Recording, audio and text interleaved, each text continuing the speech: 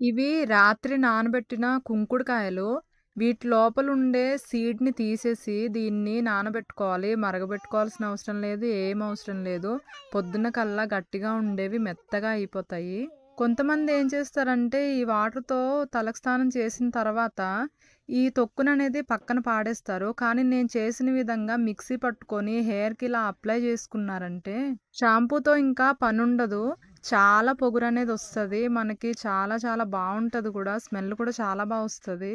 కొంతమంది ఇలా పెట్టుకొని కూడా షాంపూని యూజ్ చేస్తూ ఉంటారు. షాంపూ అస్సలు యూజ్ చేయొద్దు. అస్సలు అవసరం లేదు. ఇలా దువ్వేసుకుంటే అదనేది పోతుంది. నా జుట్టు మీకు నచ్చితే ఇంకా కొన్ని టిప్స్ కోసం కామెంట్ చేయండి.